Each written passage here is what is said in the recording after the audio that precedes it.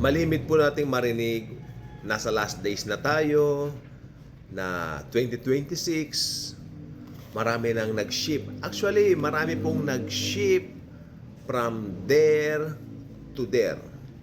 Maraming nag-ship from this to that.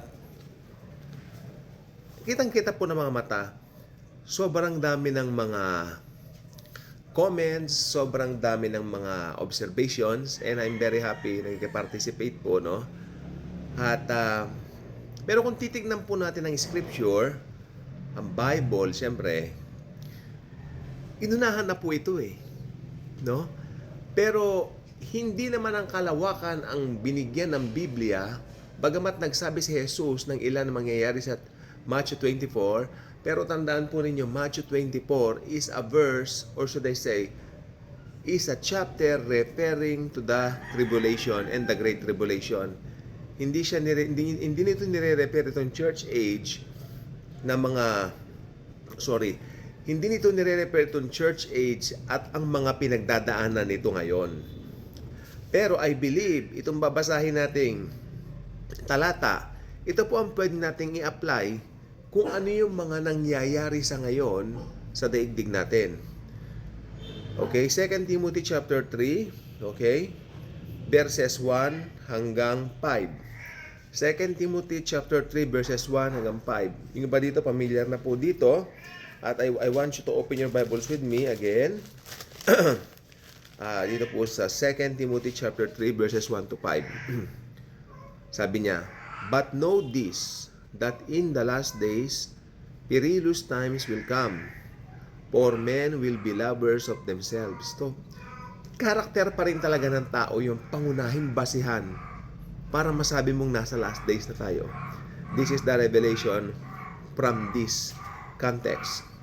For men will be lovers of themselves, lovers of money, dami niyan, boasters, proud, blasphemers, disobedient to parents, unthankful, unholy. Lahat po na yan, mostly ngayon, nararanasan na rito sa mundo.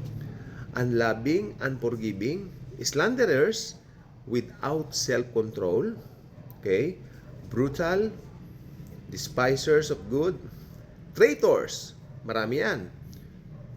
Yung mga bandang huli, traitorin niya. May malahudas na ugali, no? Traitors, headstrong, haughty, lovers of pleasure rather than lovers of God. Dami niyan ngayon. Having a form of godliness, but denying its power, and from such people, turn away. No? Ito po yung panahon natin ngayon. I believe it refers, no, sa panahon natin ngayon.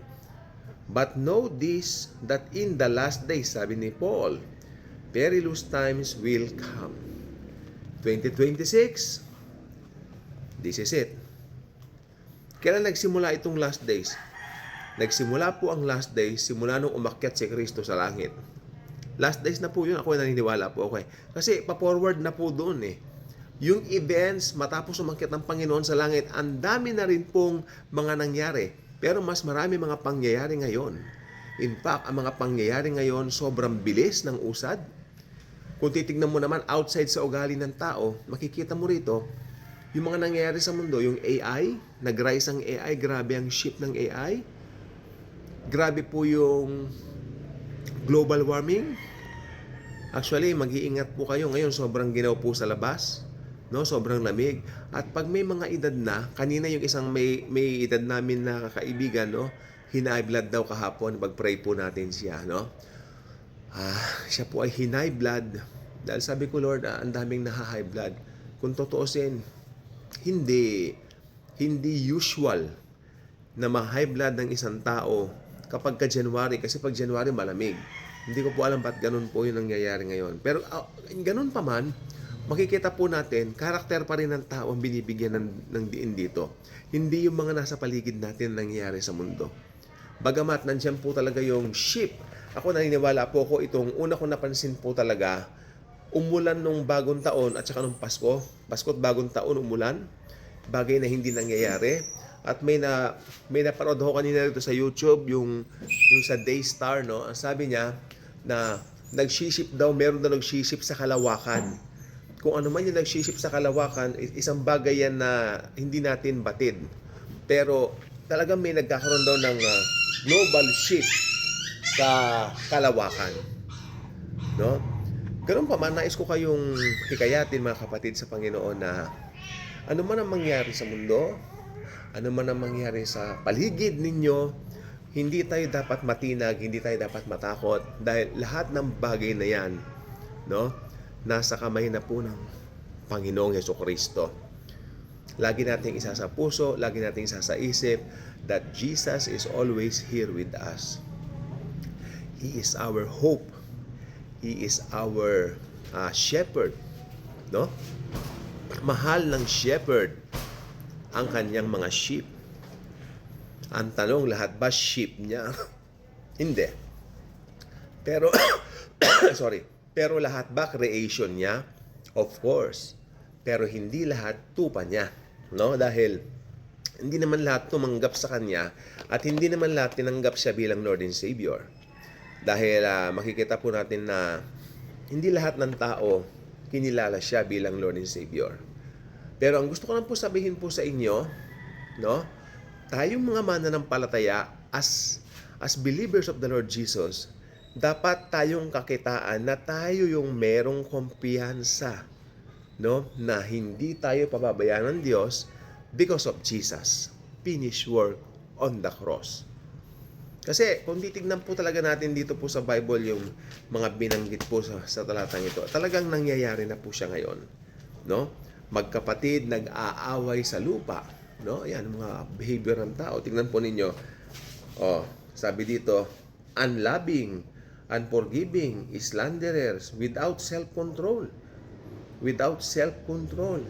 Minsan may mga tao ngayon na parang timang, mga baliw, na hindi maintindihan, no? Brutal, despisers of good, mga traitor and traitors, headstrong.